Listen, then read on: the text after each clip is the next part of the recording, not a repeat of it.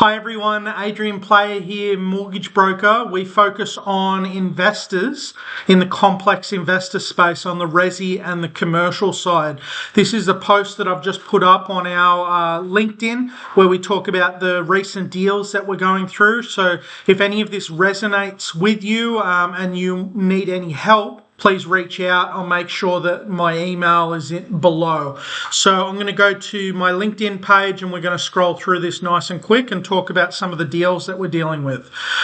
All right, so the first one is an SMSF commercial company, less than 24 months old, no contribution history into super. They were buying an investment commercial property that will go formal in the next 2 to 4 days.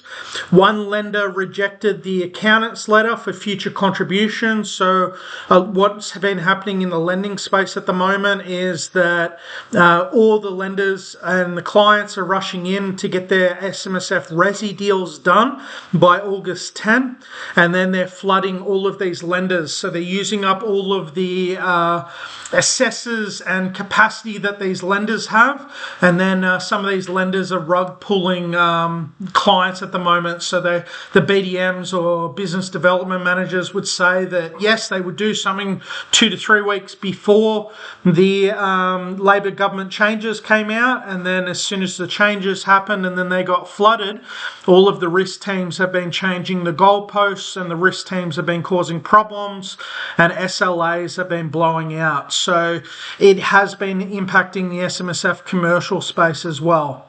So we had to pull it from that lender and submit it to another lender, and we should be getting formally approved in, say, the next couple of days.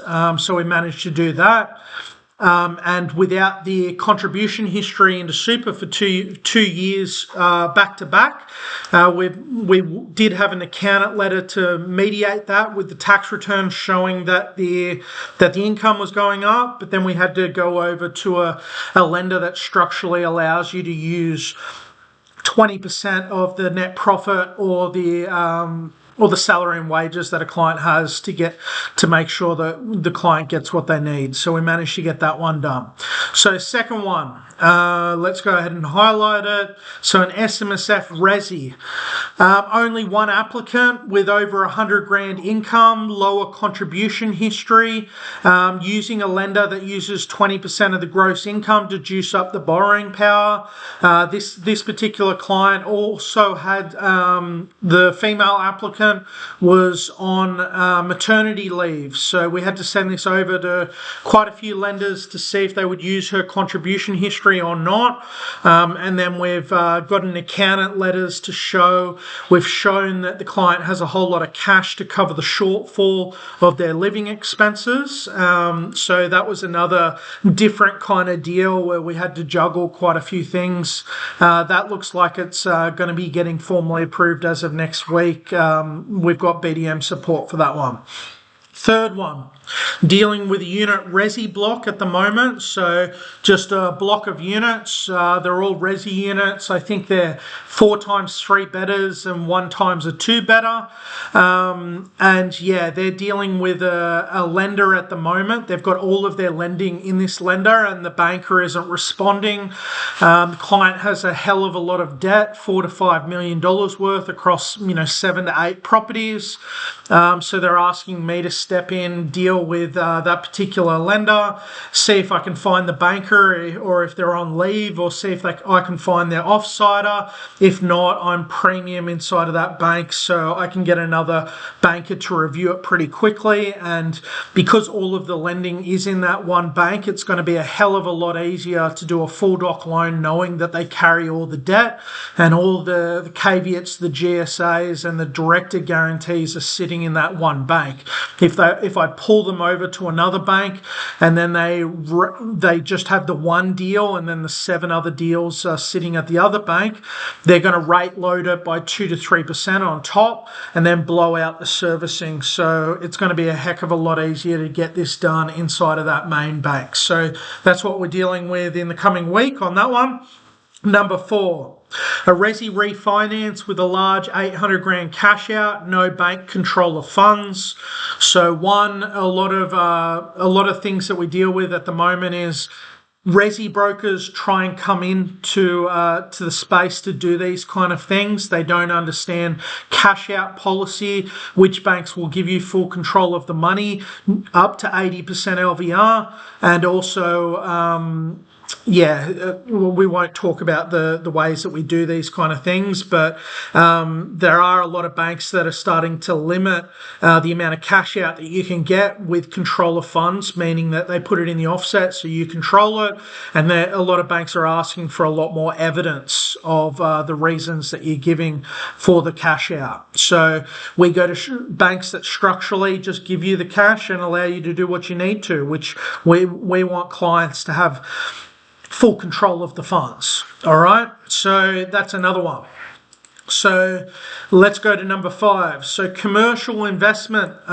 So this client's buying in a regional location. There are 3 leases on it. One of them is a government tenant, but the main issue is they're wanting lease stock, and one of the tenancies is storage lockers with month to month. So that makes it a lot harder to, one, hit the LVR that the client needs, which is 65% LVR, and 2, to get a lease doc loan. A lot of banks will force you to get a full doc loan with this kind of setup. We've got a favourable response from one of the majors.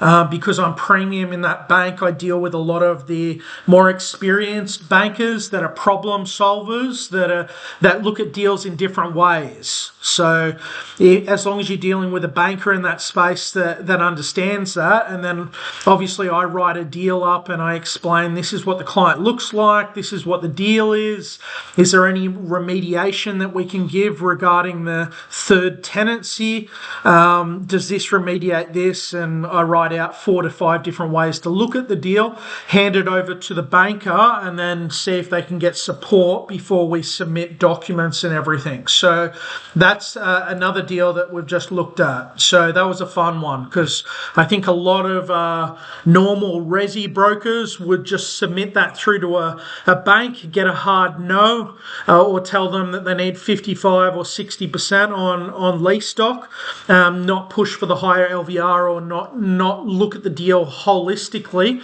and try and reduce the risk for the bank to get the client's result. So that's another one that we're looking at the moment. So what's another one? 2 other clients wanting large resi investment cash outs with no bank control of funds up to 80% LVR. We do a lot of these for our investors on the resi side. Let's look at number 7. So we're dealing with a doctor at the moment, age 65, wanting to buy SMSF commercial. Now, as soon as you see the age, they start reducing loan terms for people at 65 years old. They start looking at their super balance. They start looking at their continuation of income after retirement age. And a lot of banks have retirement ages of age 70 or 75. So this particular client didn't have a huge amount of income outside of that, but we showed the bank that we could go through a heavy debt reduction play, and then the cash flow that would come out the other side, and that one's approved, and they're now going and trying to source a commercial at the moment, which should be done in the next 1 to 2 months. That was a very interesting one, because at least half the SMSF lenders were not willing to look at it the way that we presented it, but we found one with a good remediation, and the rate didn't go through the roof. So that was a very good one. We like that. Number 8, a regional commercial buy in a Big 10 regional city in Queensland. Now we're dealing with submerged decommissioned tanks, and the valuer wants documentation. The seller supplies what they think the valuer needs. The valuer pushes back and says no, and then people start talking about environmental reports and remediation and compliance certificates. And, you know, the goal is to supply as much as possible and not have the evaluation, you know, come in too short of the contract price or not at all. And, you know, you've got to go into where are the tanks? How big are the tanks? How long ago were they decommissioned? What were the linings on the tanks? All these things that the buyer's agent is dealing with the seller at the moment. The client's getting iffy when in reality I've got a tyre shop, they've got decommissioned tanks. I've dealt with petrol stations, they've got decommissioned tanks.